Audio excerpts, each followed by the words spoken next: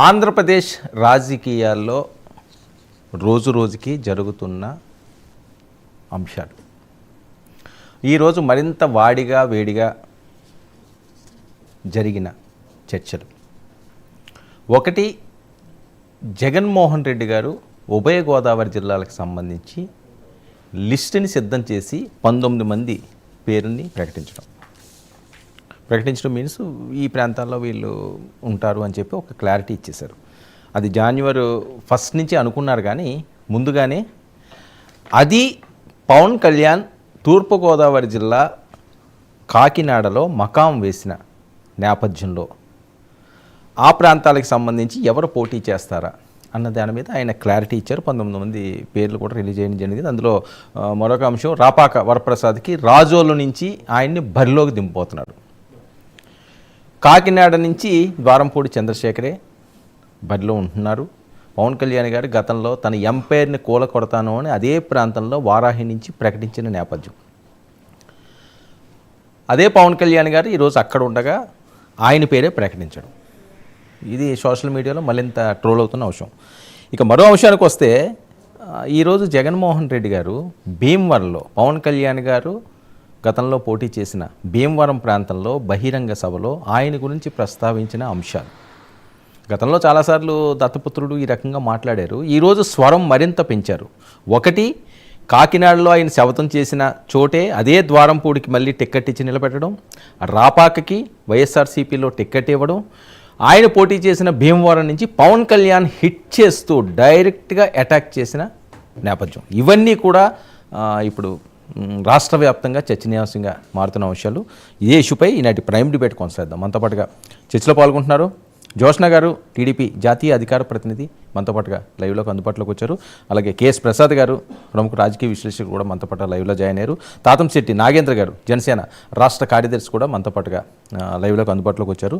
మరి కాసేపట్లో హనుమంత్ రెడ్డి గారు, వైఎస్ఆర్సీపీ అధికార ప్రతినిధి కూడా మనతో పాటుగా లైవ్లోకి అందుబాటులో రానున్నారు. ముందుగా ప్యానలిస్టులు అందరూ వచ్చారు కాబట్టి, ఈరోజు జగన్మోహన్ రెడ్డి గారు చేసిన వ్యాఖ్యలు, గతంలో పవన్ కళ్యాణ్ గారు మాట్లాడిన అంశాలు ఒకసారి జగన్ గారు బయట ప్లే చేయండి. ఈ దత్తపుత్రుడు పక్క రాష్ట్రంలో ఈయనది శాశ్వత నివాసం. వాయిస్ అడ్రస్ ఎక్కడ అంటే మన రాష్ట్రంలో ఉండదు, పక్క రాష్ట్రంలో ఉంటాడు, నాన్ లోకల్. ఇంకా ఆశ్చర్యకరమైన విషయం ఏమిటో తెలుసా? పక్క రాష్ట్రంలో శాశ్వత నివాసం ఉంటూ పక్కవాడు సీఎం కావాలని ఏకంగా పార్టీ పెట్టిన వాడు బహుశా దేశ చరిత్రలో ఎవడు ఉండడు ఈయన తప్ప.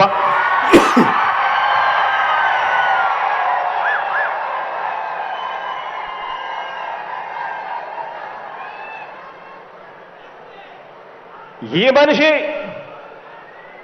బాబు ముఖ్యమంత్రి అయితే చాలు, అవే నాకు 100 కోట్లు అని, బాబు కోసమే తన జీవితం అని, అందుకు అంగీకరించని వారిని తన పార్టీలో కూడా ఉండకూడదు అని, ఈ విషయంలో వేరే అభిప్రాయం కూడా ఉండదు అని, తన పార్టీ నుంచి వాళ్ళు వెళ్ళిపోవచ్చు కావాలంటే అని చెప్పి కూడా తన సభల్లో ఉపన్యాసాలు ఇచ్చేవాడిని బహుశా ఎవరిని మనం చూసుంటాం, ఒక్క ఈయన తప్ప. ఈ దత్తపుత్రుడికి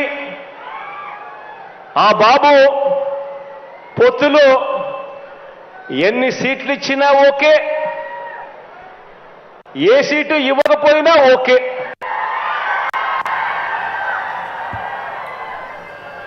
చిత్తం ప్రభు అనే